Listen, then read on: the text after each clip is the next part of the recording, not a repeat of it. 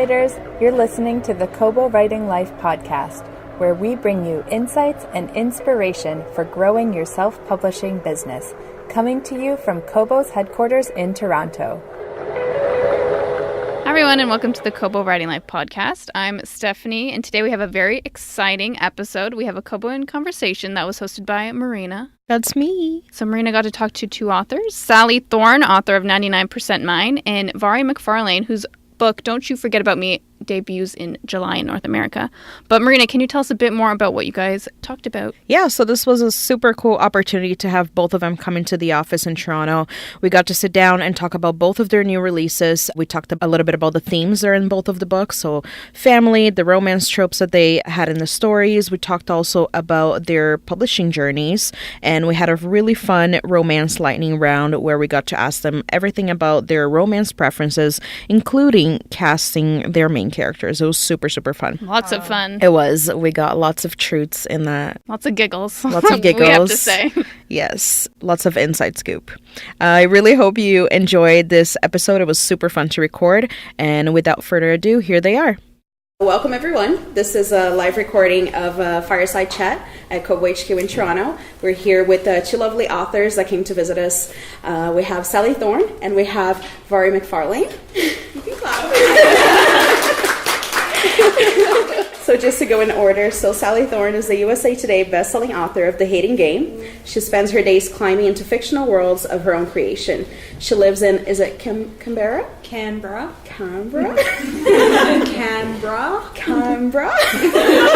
Yeah. Australia, with her husband in a house filled with vintage toys, too many cushions, a haunted dollhouse, and the world's sweetest pug. Her newest release, 99% Mine, came out in January, and it's been delighting readers all over the globe. Mhairi was born in Scotland in 1976 and has been explaining how to pronounce her name ever since. Did I get it right? Yeah. No. It was the 1976. I was going, you could have left that. It was a copy paste from Harper. It's on them. She is based in Nottingham, where she's a freelance writer and sometimes blogger. She likes drinking wine, eating food, and obtaining clothes. All the impressive hobbies. Again, this is on Harper. She lives with a man and a cat. Her upcoming release, Don't You Forget About Me, is out in the UK and to be released in Canada in July. Welcome, ladies. Thank you. Most quiet class. So we're just going to start out. If you can both tell us a little bit about your books, whoever wants to go first, just so whoever hasn't had a chance to read it yet can get a little taste of what you have. Can I go first? Because I find going second even more terrifying. By all means. Am I meant to describe the plot? Yeah, go for it. Okay, so my book is called Don't You Forget About Me, and it's about a woman called Georgina, and she is 30 and she works in the worst trattoria in Sheffield in Yorkshire, which is a place in Britain if you know it, and she gets fired from her job on the same day that she catches her no good stand-up comedian boyfriend in bed with somebody else, and her life kind of falls on its arse, and then she gets a new job where she is working with her first love. A guy she met when she was 18 at school, and it all went horribly wrong. And in her unravelling why it went wrong is kind of the key to her fixing her life at 30. It's a sort of 18 to 30 thing. I love the book, by the way. Thank you. Thank you very much. I'm not great at summarizing things, but I'll try. 99% Mine is my second book, and it's about a twin. Her name's Darcy. She's got a twin brother called Jamie, and they are in the biggest fight that they've ever had, World War III, to end all fights. They've inherited a rundown cottage from their grandmother with instructions to renovate it, sell it, and split the profits. Because when you're a twin, everything has to be 50-50. Jamie's best friend Tom comes to renovate the cottage. It's his first job under his own company. It's like his first solo flip, so he's got a lot of pressure. Darcy has been basically obsessed with him since she first met him when they were 8. For her, he is the ultimate perfect man. And I guess in a little twist on the brother's best friend trope, it is the brother saying to his sister, "Keep your hands off my best friend." She tries really hard and ultimately starts to fail at that. And then things happen. Yeah. So in both of the stories, one thing that I noticed that was common between both of the stories was that both main characters feel at times as if they're disappointing not only themselves, but also their family and their friends. So Darcy, for example, has traveled all over the world. She's seen everything imaginable, but recently she's defaulted to a temporary gig working at a bar. We also see Georgina, who grew up as a top of her class. She knew from a very young age that she wanted to be a writer when she grew up. But when we meet her at the beginning of the story, she's also working at a bar. She's not necessarily the happiest with her situation. Could you talk about your choice to depict these characters in this light, and also within their lives, within this mental stage of, I'm not quite ready yet. I'm not sure if I'm ready to be who I really want to be. Sort of the sense that you're failing. Exactly. Yeah. Well, I can't speak for Sally, but I find it a very interesting thing, the idea that life has different branches, different paths, and it's about which one you choose. And I've certainly had a period in my life where it took me 5 years from leaving my job at the local paper to getting the book deal, and I had some dark nights of the soul on the way there. And I'm pretty sure people around me had some dark nights of the soul because they were like, "What has she done? Stupid! It's never going to be published." And I find that whole thing of, analysing what has gone wrong in your life and trying to put it right, and the fact that there's a terrible thing. It was interesting, I was talking with Irina earlier, we were saying that like society very much tries to tell you that it's all over, unless you've got life locked down. Even at 25, I think there's the whole thing of, have you found a life partner, have you got the perfect job, are you on the property ladder? Society conspires particularly to tell women, well, you're screwed then, don't even try.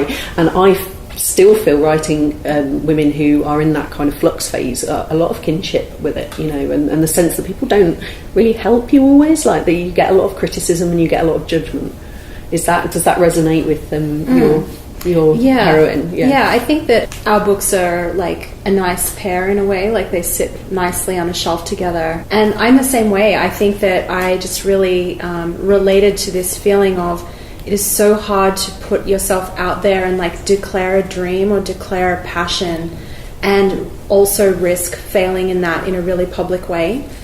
So my character of Darcy, she's working in a bar because she's always been a little bit of a nomad and a bit of a runner. So if she screws up something in her life, she just poof into thin air, she'll just jump on a flight somewhere. And she kind of really broke her own heart a few years before the book takes place, where she had quite a successful wedding photography business because her actual profession is a photographer, and she won a portrait prize competition when she was very young. So she's carried a sense throughout her 20s that she's kind of peaked early. So I think that when her business, something went wrong in her business, and she basically just was like, business over, back on a plane. I think that I was just trying to set up this character that, will fail at something and then run. Now when Tom comes back into her life and she decides, this guy is just the most incredible guy. He's so wonderful that I bet everyone in his life wants a percentage of him. How much does his parents have of him? How much does his fiancée have of him? Because that's the other problem. He's got a fiancée. She's gorgeous. Quite a big problem, to be fair. It's a tall, gorgeous brunette problem, like with poreless skin, that Darcy has been fascinated and jealous of for years. So she's adding up like how much everyone in his life has of him, and she thinks, surely I must only have 1% of this guy. Even his dentist and his doctor would want to have 1% of this guy. So in also trying to reconnect with her creativity and starting to feel inspired to take photos of faces again, she decides maybe she'll try tomorrow just to get 2% of him, and ultimately leading up to 99%. So I think that I just really related to that feeling of just screwing up and trying again, and also trying to write a second book was a very hard process for me. So we'll talk about that soon. No, we've got so much to say. Don't get us on that second book syndrome. So another theme that I noticed within both books is the family relationships and the dynamics of the varying facets that a family can take in someone's life. these come up as big themes in the novel. So we have Tom, who grew up with Darcy and Jamie's family and feels the pressure that comes with growing up with them and just not only not disappointing his mom, but also Jamie and Darcy as well. Then we have Georgina dealing with her parents' past. Also her new stepfather, who is not the nicest guy around. Can you That's very judgmental. I really talk to Jeffrey. Oh man, I nearly sprayed my tea out just then. He's the worst. He's the worst. He's the literal worst. I was trying to be nice. But can you talk a little bit about your choice to include these storylines and these relationships as such a big part of the stories and how these have affected the characters throughout the plot? Well, I don't really write like very complicated plots. I don't think I'm not like created that way. I admire authors who can write these incredible trilogies where it just like it's all swooping and connecting. You mean the George R.R. Martin? Yeah, well, that seems like a timely reference to make. But my books are, I think I'm always just going to be able to just write like two people in a room. Like that's kind of what I do. That's what The Hating Game was essentially. They were just like in a room the whole time. You were saying to me last night it was like a stage play, like the intensity of like literally you just have a set and a spotlight and two people. It could be, yeah. Yeah, that's how I kind of really envisaged it, and I'm a total sucker for like a forced proximity trope as well. Yeah. So 99% Mine is like they're basically like stuck in a cottage. That's my kind of catnip, that's just like hot guy. He's like 6'6". They like have to be in this cottage. That's really tall. And they get taller. I hope your heroine's not like 4'9". And every book they're going to get taller guys. Like I'm going to do like a 7'2" guy one day. I swear to God. Yeah, maybe I should try to write a really short guy. Anyhow, I'll work that out. So I just really think that I know my strength. I know that my strength is just writing two characters and the intensity between them. So the dynamics that I chose to put into 99 were the twin dynamic primarily because my mum's a twin. She's got a twin brother. And I've just like grown up hearing these like ridiculously funny stories of what it was like for them. Literally nearly just said, are they identical? This is why I'm best off writing chick lit, right? Can you imagine me as a news anchor? No, are they identical? At least I'd make the blooper reel. There is no similarity between my mum and my uncle at all. I've always been like so interested in how they play off each other, and my mum was like a little angel and my uncle was like a little devil. And so just the things that they used to do to each other, like, he used to like tie her to the pole in the park and then just like leave her there. or he'd make her carry his book satchel as well as hers up this like really steep hill to their house. Or she'd have to lay underneath the swings and he'd swing over the top. Wow. But she like totally loved it. She was like a Labrador, just like she'd just do anything for him. She was just she's such a sweetheart. He took ruthless advantage of her, I feel. And I just like... Does the dynamic persist in adulthood? Does he still lean on her and she's like the sensible one? She worked as a librarian and he worked as a helicopter pilot. It's just you can see like parental conditioning of like you're going to be the sensible one, you're the adventure taker, or I don't know, maybe it's not parental conditioning. I think like just between them they just had to work out a dynamic for themselves that worked, and he was always the one in front and leading and she was always the one trailing along behind. And in 99% Mine, Darcy definitely feels like she's trailing along behind Jamie in so many ways, that he's successful, he's got a job. She doesn't exactly know what he does, but it involves like money and rolling around in piles of coins. And he's got it together, and he's an adult where she feels very much like she's still this sort of scruffy little nomad that keeps traveling and keeps putting off having a real life, very much like Georgie does in your book. She's like, I'm going to deal with it later. The fact that I'm 30 is starting to become more of an issue for everyone around me. Yeah. So I think, I just wanted to focus on like that twin dynamic of them always arguing and fighting, and people saying to me, oh, I hated Jamie. I absolutely hated that guy. And I'm like, yeah, I made you hate him because the sister hated him in the beginning. And then just the other dynamic, I guess, was Tom Valeska trying to basically be like the adopted lost stray dog from across the road, and how it wears on him that he feels like he has to earn his place in a family. They would all be astonished to know that he felt that way, because to them he's his family and he will be there forever. But especially with this big house renovation, he really wants to step up and prove that he's perfect, and that's his deal. He's always trying to be perfect, and I think I enjoyed also thinking about, we all know someone that seems like a little too perfect or seems to do things so easily, but you shouldn't assume that it's easy for that person to be that way. It's not easy to be great at something, and it is a burden in its own way. That's something I realise that I keep coming back to in my books. It's like the image of us, the thing we project into the world versus the reality going on. It's almost like, in theatre or film, it's like the facade and then all the reality of the working going on behind, and it's just a very interesting dichotomy, and it's just got more interesting with the internet, because now I think we're all like mini celebrities. We all kind of have a version of our lives we put online that isn't necessarily what's happening off stage at all. It's interesting. Very cool. So getting to the sexy stuff. So we all know there was going to be sexy stuff. This is all new to me. So we all want to know about the romance and the tension in the books. You're both masters at this. How do you build this tension in your novels, and what are some of your favorite ways to translate this feeling of this build-up in a relationship? What would you say is important for these kinds of stories for you? For me, it all comes down to conflict. And I always say that anybody can write two attractive people who want to sleep with each other, who end up sleeping with each other. There's not a lot of peril, and there's not a lot of excitement in a way to that. What you always have to do, I think, is build in people who have got real reason to get across each other. And I mean, I know we all know that this is a romantic comedy cliche, but it's you are the worst person, you are the least likely person I would ever... Oh, hang on. That happens every time, doesn't it? But it's finding, and I think the way you actually deepen it and you make it a more meaningful romance is find real reasons they conflict and they don't get on, but find deeper reasons why they actually connect. And if you look at the total, like the queen of it, Jane Austen, Pride and Prejudice, look at the fact that Lizzie and Darcy, they hate each other for all these reasons, but then when they get together, actually they're two deeply principled people who see the content of people's characters, and they actually, and you totally believe in it by the time they fall in love.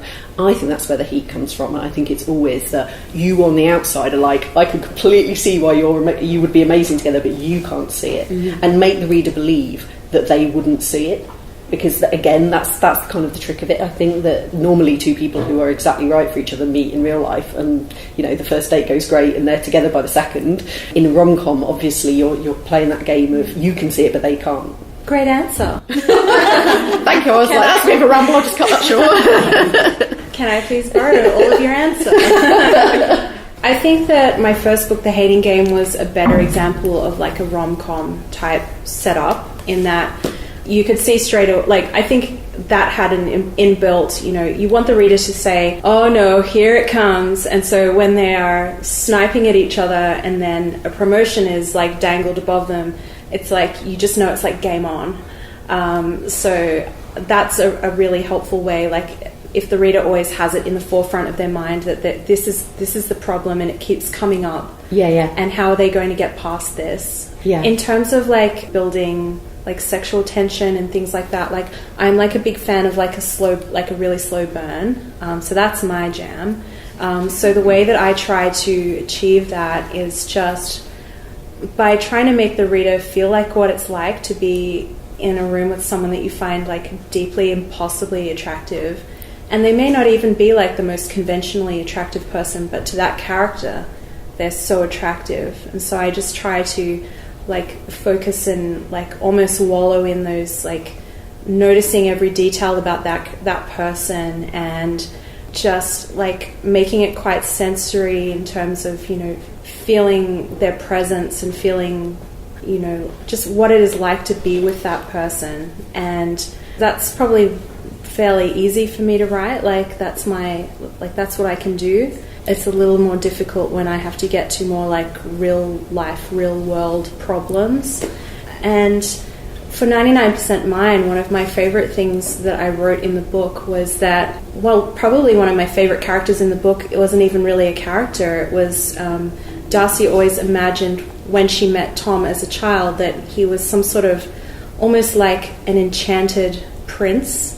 She'd heard enough stories from her grandmother about people that had been enchanted and had turned into human, but they were actually an animal. So he almost becomes like, it's hard to explain, it's kind of weird, but she just, every time she's like been walking in like a scary city and she's like gone down the wrong alley by mistake, she imagines that Valeska, who is this sort of like a sled dog type wolf imaginary friend, is walking alongside her, and she still feels like she can't believe that everyone thinks that Tom's this like mild-mannered sweetheart. She feels like she can see this intensity and this animal in him, but no one else can see it. That's such a strong thing in any rom-com. It's the idea that you can see something in that person that nobody else can, I think. Yeah. So she Brilliant. she sees him differently and feels a different intention from him. Everyone else just thinks he's just like a nice guy that's pretty tall and can like fix this cottage up. Pretty tall, he's insanely tall. Well, my husband's 6'5", and this is where it's come from. Yeah, I like him tall, so. So on the KWL podcast, we always try to touch on an author's publishing journey. Could you both tell us a little bit about how you started your career, and was it something that you've always wanted to pursue? So polite on me. I did always want to write, but I always find it's. Am I allowed to swear? Oh yeah. Okay. I always find it's a bit bullshit, but also it's like I wrote stories when I was a child, and it's like everybody did. It's like going, did you know you were going to be a racing driver? Oh well, I had toy cars when I was a kid. It's like everybody did. So yeah, I wrote stories, and I always tended towards writing. And I'm not one of those people who's good at a lot of things. I was good at literally one thing and shit at everything else. So I did an English degree, and then I went on to journalism and worked in my local paper for years.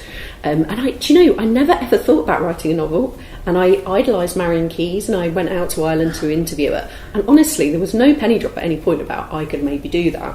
Because who does that? Who goes, and now I will write a book? It's just such a bizarre thing that you have to kind of, it's a confidence trick you play on yourself before you play on everybody else. Like, I can write a book. So I got to 30 and I was at the local paper, and I just had that moment of like, I know this isn't doing it for me anymore. But the natural thing for a local paper in Britain is you go on to work in London, work on the nationals, and there was nobody's job I wanted. And I realised the kind of poll star was, I want your job. And then suddenly I realised there was nobody's job I wanted. And moving to London's a big upheaval, was very expensive, and my boyfriend at the time was down in London and he'd moved back, and it was like, that's not going to work. And so I got this crazy idea in my head, and I think the key moment was I was at Heathrow and I was going on holiday to New York with my brother and his wife. And I was there, I will not name the book, but I was there going, right, this is a load of shit. I could write better than this when I was in the airport bookshop. And my brother, God bless him, my brother has been so, we were the bane of each other's life in childhood, but he's been so crucial to my career. He went, prove it, write me, and I'll read it, write it. And I was like, okay. And on the flight back, we were on this like really cheap airline, and on the flight back we had no films. We had one, The Queen with Helen Mirren, and then that was it. They showed it one time, then turned it off. It was like, go to sleep now for the next 6 hours. I was like... And I spent 6 hours writing You Had Me at Hello in my head, and I came home and I had basically 10,000. I know it was about that amount because I just vomited it onto the page, like, you best write this down, girl, before you forget it. Vomited it out when I got back, and that became the genesis of my first book. And so then I left the paper, which was massively stupid, by the way. Don't do that. Do not give up your full-time job going, I'll probably get a book deal in a year to 18 months. 5 years, sanity and money were in very short supply by the end of it. So that was my publishing journey, but it was not easy. I was so lucky to have a partner at the time who could cover my half of the mortgage. But that said, it was tough. And when I came to sell it, in Britain, it was very post-Bridget Jones at the time, and everyone was like, we like it, but not really, we don't really want to buy women's fiction or chick lit. And so, yeah, that was my publishing journey. So when I finally got the deal with HarperCollins, I've now written on for ages, so apologies. No, I love it. We met and had a drink last night in the hotel bar, and we were probably tell there's a bit of a 2-martini trust level between us. Basically, we bonded instantly, and I was like, I'm keeping her forever. And we were saying, like, it's just cool that everybody has a different story. Yes. And there is, like, no one way to do this. Every single person will do it differently. If anyone in this room is wanting to write their own book, you will have a different story. Yes. Yes. Yeah, exactly that. For me, I just, like, I had no skill or intention into actually becoming a published author. It wasn't something I was setting out to achieve. I was the kid writing the stories, and then I forgot about writing for a long time while I was like working my first like really crappy office jobs, like hating my life, and I was like, there was no way I was going to go home and, you know, use a computer at the end of the day. But I was like towards like my like late 20s, I think, and I was like, I need a hobby. I need something that's like not going to like cost a lot of money. I've already got a computer. What is available to me? Oh, creative writing. Maybe I'll take a short course at this local place, you know, one night a week for 8 weeks or something, and just see if this is something that I can still do, because I knew that I could put words down well onto paper, and I like the control that I feel when I'm able to re-edit and change the meaning of my words, even in my boring jobs. And I started writing fan fiction. I can't even believe I tell like rooms full of people that now, because like this is a really cool aspect though. Like I was telling Irina that you were hanging in the crowd that E.L. James was in, like the Twilight fan fiction crowd that got deals, and a lot of people from that time ended up becoming published authors. It was like this like weird little petri dish full of like people passionately writing about Twilight characters. Oh god, yeah, it was my dirty secret. I didn't even particularly like Twilight, and I certainly don't like 50 Shades. So bring that on. Yeah. Let's get controversial. Let's sex us up. I'm not going there. All I'm saying is that there many large careers came out of that time. True. For better or for worse. And I mean, I can't believe that I would like actually post fan fiction online and say like to people like, please write me a review. Like, I'm too frail for that now. Hang on. I didn't even know this. That's what happens with fan fiction. You actually say to people, please write a review. Yeah. And so it's like asking like shit, I don't even read my own reviews on like Amazon or whatever. No, neither do I. Oh my god. I know. I'm just like shivering on the inside remembering this now. But were people brutal? Yeah, oh yeah, of course. But Please spare no words. It's anonymous reviews. But yeah, it was interesting because I'm not like a plotter. I was not writing in advance, so I would just like literally write a chapter and then put it on the internet and say, "Hey guys, what do you think?" And then most people would reply back, you know, like update soon. Like that's what you get when you write fan fiction. You know that where's the update? Update soon. And the reason I'm telling you all of this is because I obviously like really humiliating myself, and also I think it like really helped really fast for me to work out like what people liked. People liked chapters where like the characters were like in the same room, or they were kissing each other, or some variation, or both. Well, yes. And also trying to finish the chapter on a little hook so that the person would want to read it. Yeah. And you became really good at kind of manipulating the responses, because you're getting a response, you know, as quick as it took for someone to read it. Yeah. They would give you a response. So my fan fiction became like really crazy popular. And so I was like this like weird little... Did you write Bella and Edward? Yeah. Wow. Yeah. I mean, what would have happened if I'd said it was like Bella and Jacob? Would I have just been like, everyone would have just been like, with that fruit platter? I can't even remember how I started talking about this, but long story short, the hating game came about because my friend said, write me a short story for my birthday. The prompt word is nemesis. Here you go. That's such a brilliant prompt word. That's a great you owe your friend a lot. I know, I really do. You're going to have to buy her a Chanel bag at some point. I'm sorry to break it to you. It was a great word, and like you, like when you got off that plane and just did a brain dump, I just did this brain dump, but it just never ended, to the point where it was awkward. When her birthday came in like 2 months' time, I was like, have a first draft of an entire novel. I'm like, super intense friend. And she loved it, and she said, what are you going to do with this? And I was like, what do you mean, what am I going to do with it? Like, I've done it. Like, you're welcome. And she was like, no, other people need to read this. I hadn't thought that far ahead. And when I eventually got my agent, another stumbling into it, like I'm just like constantly like tripping backwards into like patches of 4-leaf clovers at this point. People say to me, how do you get an agent? How do you get published? I don't know. I really don't know. You've got, to be fair, you've got a particularly atypical... It's a brilliant I'm very jealous of this origin story, but it is quite atypical, and you're right. It's sort of like once you've once something's taken off like that, things come to you? Yeah, so I got my agent, and then she said, I'm going to send it out to these publishers, and I was like, oh, okay, so that's the list. Even I know all these publisher names. And then I got a 2-book deal in a week. So it was... That's amazing. I was just like completely astonished. To this day, I'm very astonished. So there was never any question of putting it out to auction to say that you got an offer that fast? Or was the offer just so good it was like, hell yes, we'll do that? They were thinking of putting it to auction because there was a lot of interest in it. But my dream publisher, HarperCollins, offered me a 2-book deal. It was just that thing where you're just like, yes. Where do I sign? Yeah. So, and then all of a sudden I was an author, and that's why I'm just like. Now you have to come and talk to podcasts and eat fruit plates. Yeah, exactly. How did I do that? It's horrible. Sounds horrible. So we're going to do a super quick romance lightning round. I'm going to ask you 4 to 5 quick preferences. Oh my God, this just gets worse. We're just getting, I think we'll throw it out to the audience and be like, no, you. So I want to hear about who, you can't say each other, who's your favorite romance author? Oh my God. What qualifies as... Am I allowed to say David Nichols? Does he qualify as romance? You can say whatever you want. Yeah. But yeah, exactly. What are you going to do? Cuff me? Exactly. David Nichols.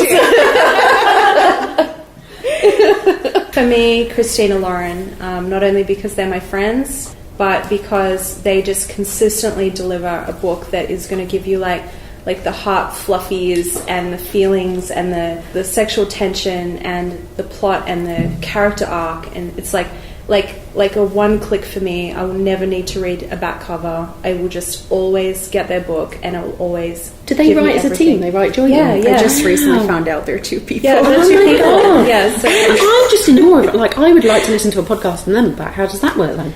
Because I'm a little Hitler with my words. little Hitler. Even my editor getting it like. So the idea of like, what do you do? Like bounce you write a chapter and somebody else writes a chapter and you bounce it back. A lot of their books are like one chapter from the female point of view and then from the male, so they will often split it up, and they are lucky that they've just basically found a soulmate in each other. They complement each other perfectly, and their books they were writing fan fiction at the same time as me as well, so that's how I've known them for over 10 years. Nice. And yeah, I love them. That's a great answer.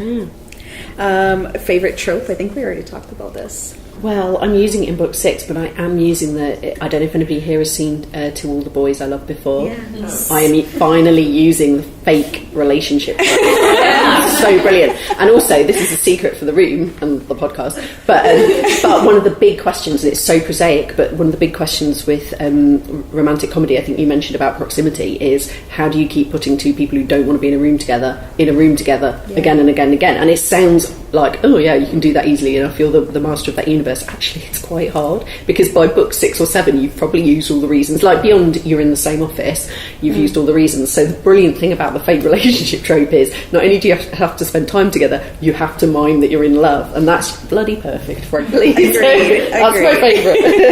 Oh, I like that too. Yeah, I liked forced proximity. I like, like they're in a cabin and oh darn it started snowing and there's just so much snow and the door won't open because there's just so much snow and there's you have to be careful, this is not a horror film trope. Go down that road. And it's like there's a fireplace and there's like only one bed. Again, the horror film trope. It's like Misery.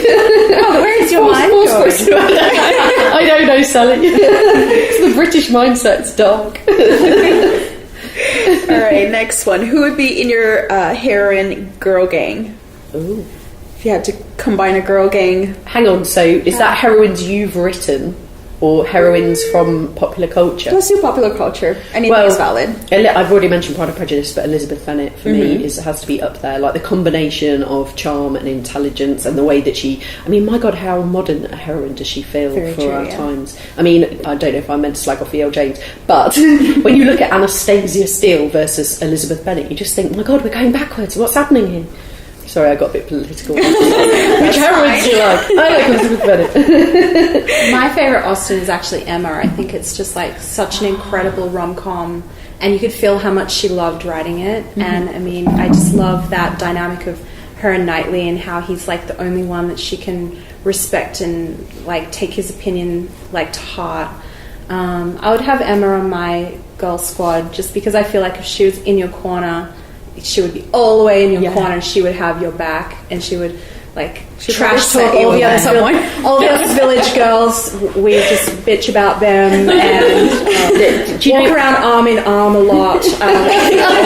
Your bonnet. Yes, totally bonnet. Do you know, Emma is a brilliant answer, because I think Jane Austen said when she wrote her that I'm going to write a heroine that nobody apart from me will really like. And I wrote a version of Don't You Forget About Me that didn't work, but it was trying to make Georgina like Emma, and I got the note you dread and kind of nose coming from my editor going, your heroine's a bitch. Here I was like, oh no. But Emma is such a brilliant fictional creation, because she just walks that line, doesn't she?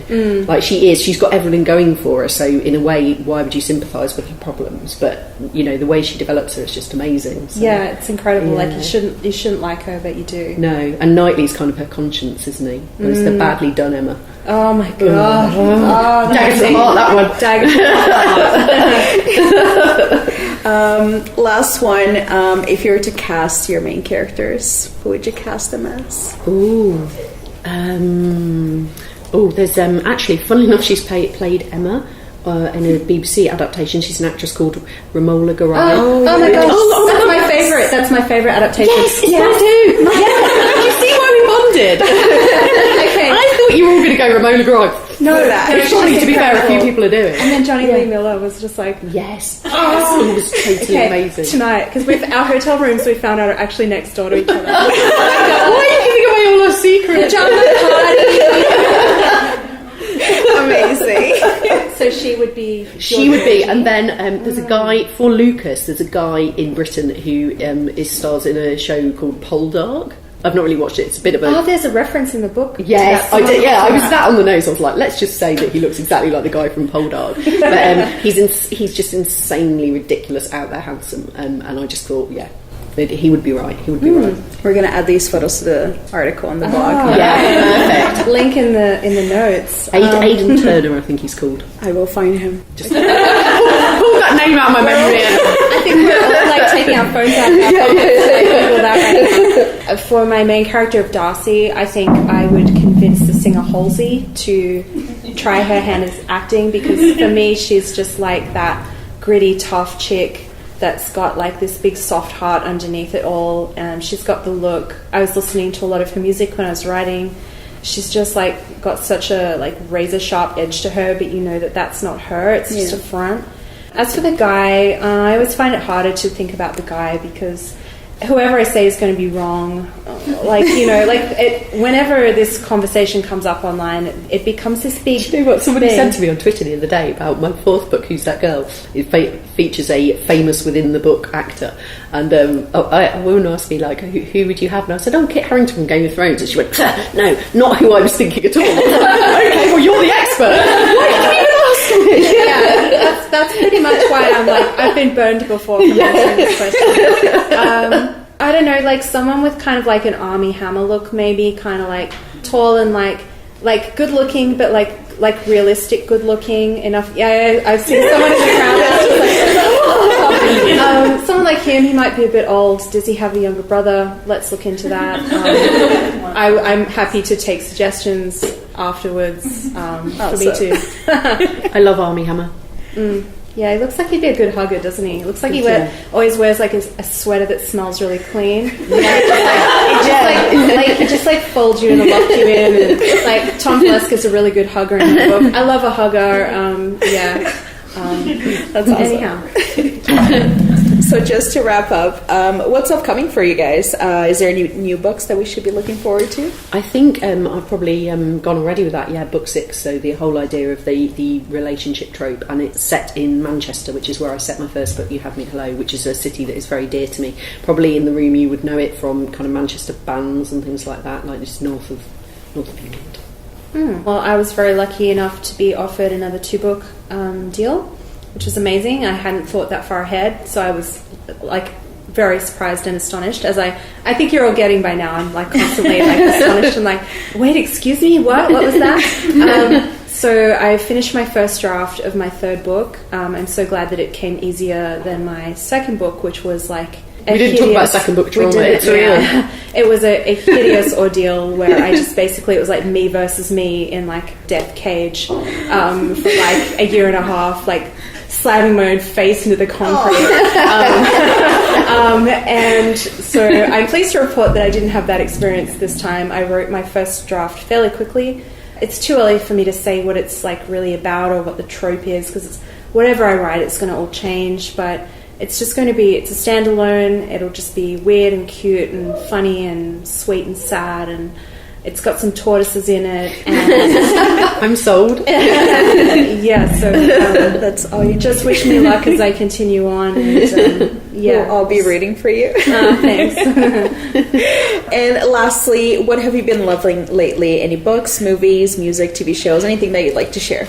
Well, I don't know if this is going to be remotely relevant to the room, but a giant hit in Britain has been a really sort of sweet sour comedy called Fleabag. Has anybody heard of Fleabag?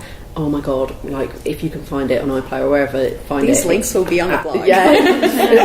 oh my god, link to Fleabag. I want to take credit, a tiny bit of credit for the stunning brilliance of Fleabag, but it's about a kind of, she's slightly kind of damaged, well, very damaged, kind of slightly sociopathic, sort of bedhopper kind of character, but she's got this sad, tragic, terrible thing that's happened in her past that is making her behave the way she is. But that makes it sound very dark, but it is just absolutely piss yourself funny as well. So, Fleabag. Okay, what consumes my every waking thoughts? Game of Thrones? No, I'm not a Game of Throneser. It was too violent for me. I was too tense, so I kept pausing it, and then I had to I was like, why do I keep pausing this? And then a horse got its head cut off, and I was like, and I'm out. So yeah, I'm not in on that worldwide club. I watch a lot of K-dramas. Netflix has got heaps of Korean TV, and it's just so fresh and different and funny. The writing in it is always just so great. So if you want one to as your gateway drug, maybe watch Boys Over Flowers. Okay. Yeah, it's so good. We're getting a lot of nods in the audience. Yeah, a lot of nods in the room. It's just it's almost weirdly like watching fan fiction in a weird way. It's just this girl, she basically wins a scholarship to a really expensive school in Korea, and she pisses off this group of 4 boys. That are called the F4. They're like the flower boys. They're the hottest guys in school. See, it's just sounding like fan fiction, isn't it?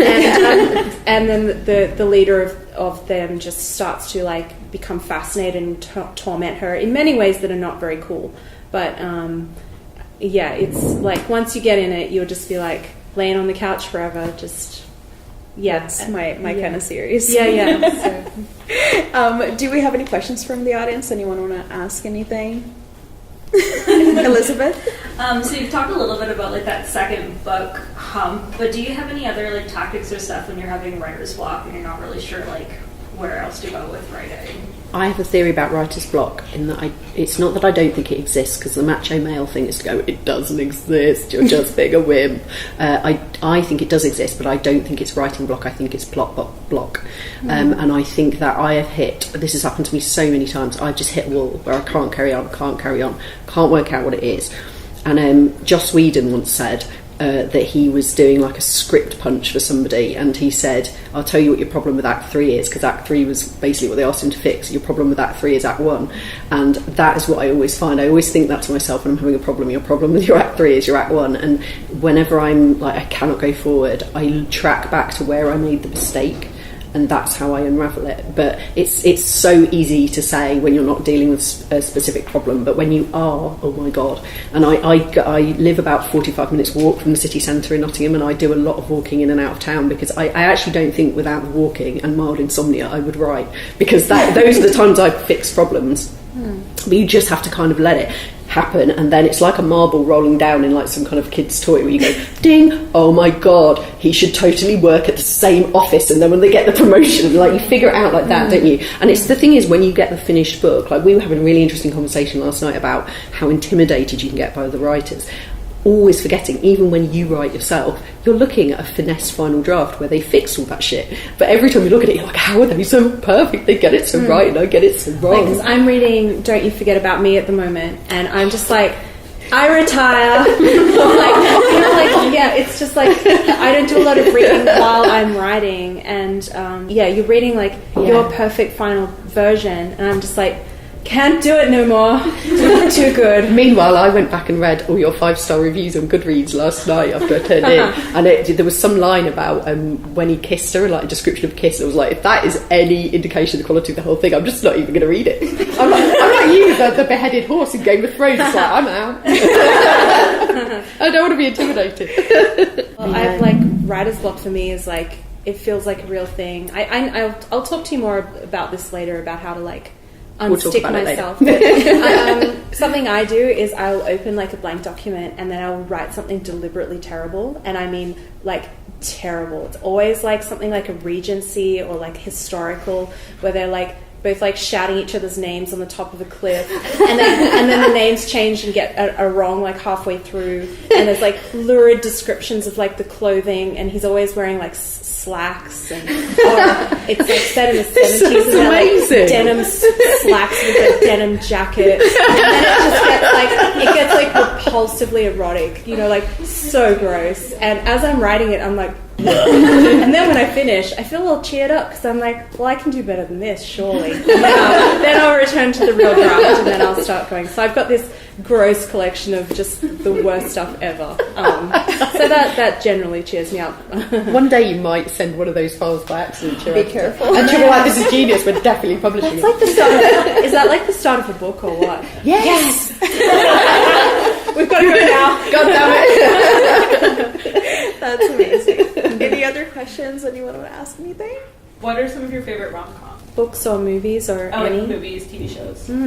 Bridget Jones's Diary has to be up there. Yeah, that's like the original, isn't it? Yeah. I actually used that answer in one of my other panels at KissCon, and it was like the whole room went, oh, like they kind of almost forgotten about Bridge and like how iconic she was. I love Marion Keyes. Yeah. Tell me what she's like. What did her hair smell like? She was telling me everything. She's utterly joyous. Oh, God. But when I went, so I was telling Sally last night that I went out to interview her. She lives in a really rock star area of Dublin. In fact, I reference it in Don't You Forget About Me. The reason I know that it's the kind of cool rock star area that you two live in is because Marion lived there. But showing my usual aptitude for geography, when I flew out for the day from Nottingham, I didn't check where Dunleary is from the airport. I just thought, like, there is no problem in my life I've never thought I can't just throw money at. So I got to Dublin Airport and I was just like, taxi driver, take me to Dunleary. I'm interviewing Marion Keyes at this time. And then it was like, I was in taxi for like 3 hours going, shit. So by the time I got there, it was like 15 minutes to Mary going, do you? Brilliant. Yep, thanks, bye. Let's go back in the taxi. Life saving, gone. She was just really politely, slightly befuddled by this sweaty girl from Nottingham turning up, shouting questions at her, and then just running back out the door to get a taxi. So what's your favourite of hers? I love Rachel's Holiday. Yeah, that one's actually so. My favourite. Yeah. Like, Rachel's Holiday or Watermelon, I would say. Lucy Sullivan is like how I found her. So she's so good, and she's so incredibly generous in the genre. Like an awful lot of people that got to her level, she has no reason to be so encouraging of younger authors, or like, I say younger, just that your books are younger, that you're coming up behind her, and she is always just like so generous and so ready to praise, and she's just wonderful. She really is. We're very lucky to have her as the kind of dame of the genre. Doesn't make her sound too old because she's not old. Very annoyingly, she is the queen. Yeah, and you got a blurb from her. When I saw that, I was like, I feel like dig my own grave, climb in, put the soil on top. It really was a pinch me on dreaming moment, I have to say. And she sent me a lovely email with loads of praise in it, and she just went, have you got enough here? Do you want me to actually write a quote, or can you take something from this? I was like, I can take something from this. I'd already hit like forward to my editor with like 3 million exclamation marks. What about movies? Like, what's a rom-com? Well, I actually was talking about this earlier, but I think it's a bit underloved in the genre. But Drew Barrymore in Never Been Kissed. I don't know if anyone's seen Never Been Kissed. I love that one because one of my issues with rom-coms is that I feel that there's a lot that get the romance right but forget the comedy, and there's a lot that get the comedy right and forget the romance. And it's very rare to get one where you really love the relationship, the central relationship. I know Never Been Kissed is a little bit dodgy post Me Too, but let's not talk about that now. But you really want to invest. And basically the trick of every rom-com is you want to be her and have him, and I think that he gets that right. And I love the fact that in it, Chicago Sun-Times reporter, and she goes back to school and she has to infiltrate the popular clique, and she first of all completely cocks it up and is just as hated as she was at school, and then she figures out, and it's the bit where her brother says to her, don't you realise how popularity works? One person says you're in and that's it, everyone goes along with it. That is actually genius. That's a piece of genuine gold wisdom there about the weird confidence trick that is popularity. So I love that. I love that film, and I love Drew. Who doesn't love Drew Barrymore? It's like she's like a gorgeous Hollywood star, but she's one of us, which is an incredibly hard trick to pull off. I think she can do no wrong. Yeah, definitely. Good choice. I love 10 Things I Hate About You. I think is one of my favorites. Like Heath, because he's an Australian boy, and he was just so like lovely and layered in that. And I just really love like the paintball scene. I kind of riff on that in The Hating Game as well. Like I just borrowed a little bit from that. I just love that one. If that's on TV, I'll just... And when she's crying and she says the worst of the thing is, I don't hate you, not at all, not even a bit. That's one of those absolute pin in the map, perfect rom-com moments where you're just like, oh god. Yeah. It's like totally sublime. It kind of hasn't like aged that badly either. So yeah. Not at all. It's Julia. Is it Julia Stiles? Yeah, she's amazing. Yeah. Very good choices. Yeah. Well, thank you, ladies, so much for coming and joining us on the podcast. Thank you. It's been a joy. Thank you so to the audience for the questions. We hope you enjoyed this episode of the KWL Podcast. Hope you enjoyed the interview. I had a blast. I'm still recovering. I had a blast laughing away in my seat. I hope after you're listening to this episode, you're happy like us. That's my one goal. I have the biggest smile on my face, yes. As always, all the links to everything they've mentioned will be on the blog, so make sure to check that out. Don't forget to subscribe. We're always here for you. Send us an email. Tell me who you want to see on the podcast next. I'd love to hear from listeners, and I'm always open to an idea, so don't be afraid to reach out if you have an idea or if you would like to be a guest on the podcast. So thank you so much for listening. It means a lot to us. Until next time, thank you so much, everyone. Thank you. Bye. Thank you for listening to the Kobo Writing Life podcast, where we provide insights and stories from leaders and experimenters in the world of self-publishing. If you want even more information about growing your Kobo sales, check out our blog or find us on social. And if you're just finding us and ready to start your self-publishing journey today, sign up for free at kobo.com/writinglife. Until next time, happy writing!